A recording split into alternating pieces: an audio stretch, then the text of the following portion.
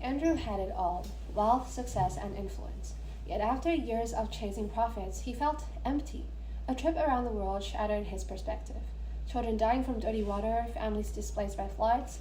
Back home, guilt consumed him. He couldn't even take a shower because he would always think of the kids he saw that did not have access to clean water. Determined to act, Andrew partnered with NGOs and turned to ESG investing, discovering its potential to drive real change. However, he soon struggled with the complexity of identifying businesses genuinely committed to sustainability and impact. We are Andrew No Shower, and we provide the best answer. At Portage Bay 2.0, we provide the tools and insights to tackle these challenges, ensuring every dollar invested drives real progress and financial return. Also, we aim to differentiate and build sustainable advantages. Like Andrew, we believe wealth is more than a goal. It's the key to a sustainable future. And what exactly is Portage Bay 2.0 doing? Starting with a quick summary about the content we will be discussing later, the first topic is the challenge that the industry is currently facing, including no unified ESG scoring standard. The current investment tools often diverge from the principles advocated by ESG, and greenwashing allows companies to mislead the public through certain practices. Thus, we have come up with two main recommendations. First is to provide risk assessment, and the second one is partnership development that helps us to differentiate and to build sustainable advantage. Okay, so let's move to a challenge. The first challenge is there is no unified ESG scoring standard. According to the article, we conclude two sub-challenges. The first one is unreliable. ESG ratings face credibility issues as companies may influence scores through consulting, collaboration, or pressure, eroding investor trust. The second one is unstandardized. The lack of standardized ESG ratings and transparent methodologies reduce their correlation with investment returns, making informed investment decisions challenging. The second challenge is current investment tools often diverge from the principles advocated by ESG.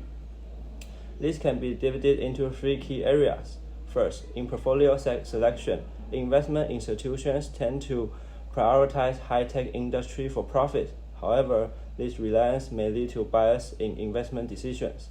Second, in a supply chain, while targeting tech companies for investment, many institutions ignore pollution from underlying supply chains. Last but not least, as technology evolves, new challenges related to social and governance issues continue to emerge, highlighting the need to incorporate these aspects into ESG evaluations. As the chart demonstrates, MSCI's ESG investment index largely mirrors the top 10 holdings of conventional index. This case clearly demonstrates the challenge mentioned above. The last challenge is greenwashing allows companies to mislead the public through certain practices. Many companies may use several methods to claim that they are eco-friendly. However, they may use such as green crowding, green labeling, and etc. methods to mislead the public. According to several articles, 37% of cases show that vague eco-friendly claims mislead consumers about environmental impact without verification. In addition, 59% of suppliers fail to provide accessible evidence to support their eco-friendly claims. Less than 50% of the 4,000 major global entities with net zero commitments have published emission reduction plans. Moving on to the options of our solutions. First, we aim to provide easy access to credible and transparent ratings and analysis.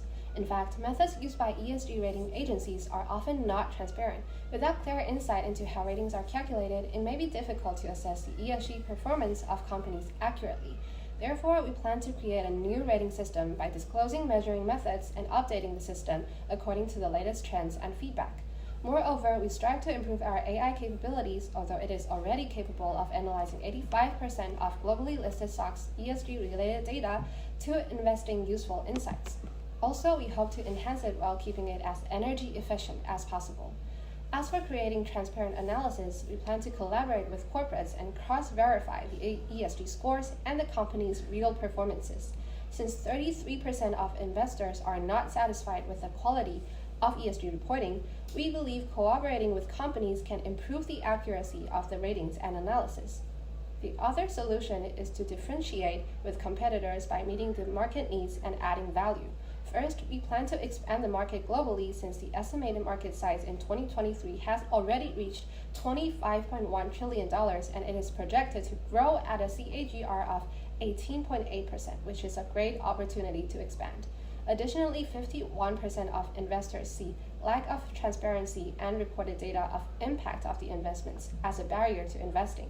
Therefore, we attempt to display the solid impact of the ESG investments in terms of financial return to encourage investing and alleviate worries. To add value to our clients, we provide customer education and certificates to boost investors' reputation. Customer education enables our clients to gain knowledge of our measuring methods and the whole ESG investing environment. Armed with thorough insights, they can make better investing decisions and lower their reputational risks. And now we are going to introduce our recommendations. Our first recommendation is about the RiskView project. Our project is aimed to develop an ESG risk rating system. Our first step is to build a data models. First, we will integrate existing ESG databases and categorize data by industry. Then we will use AI learning models to adjust the weighting of ESG factors. Last, we will ensure risk scores remain up to date with the latest data. Next step is about the formula transparency. We will design a publicly available calculation formula with clear explanation of the sources and logic behind each weight. Last step is about the result presentation. We will display risk levels with numeric scores. Also, we will hold annual workshop which includes 3 parts, which is ESG trend, data update, and system upgrade.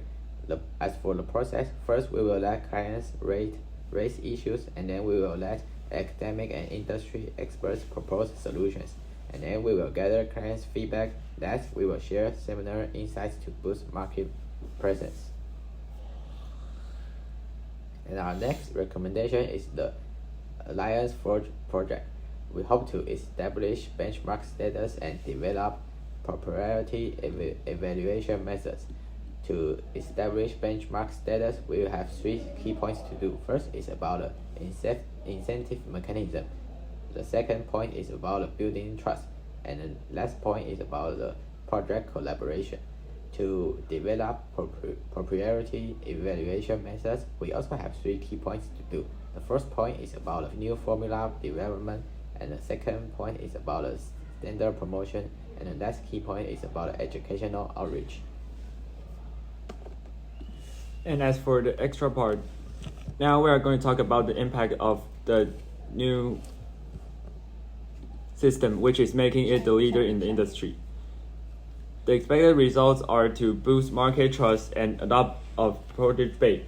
More than 50% of the investors consider transparency as the main ESG barrier, and 48% think data-backed insight boosts willingness. Thus, risk assessment and the partnership between rating agencies can enhance trust in product debate. Moving on to have a positive correlation between the new evaluation method's value and ROI.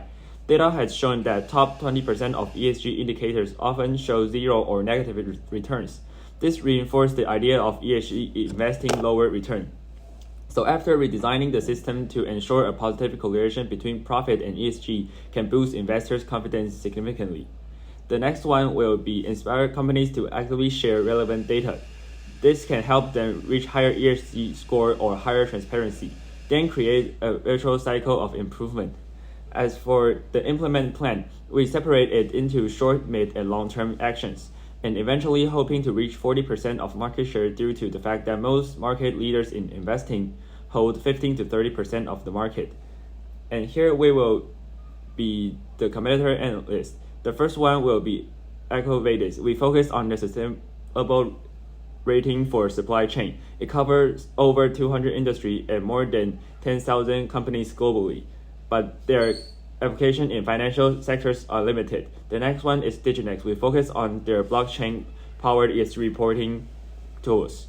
They ensure transparency and mutually, but they get limited when it comes to traditional financial institutions. From above, we can inform that PortageBay excel in predict analysts, and we have to boost market reach and build partnership to stay active and competitive. and the end is for the summary.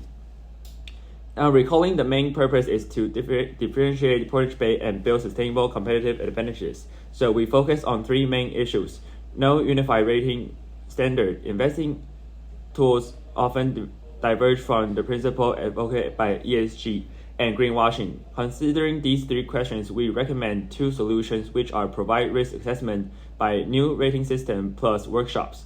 And as for partnership development, we will establish market bench status and develop priority evaluation methods. In conclusion, we are confident that after analyzing the issues and providing solutions, we can build Portage Bay's advantage to let the market share grow and also have an impact on the all ESG investing industry, and also hoping to solve all Andrew's questions. That's all of our report. Thank you for listening.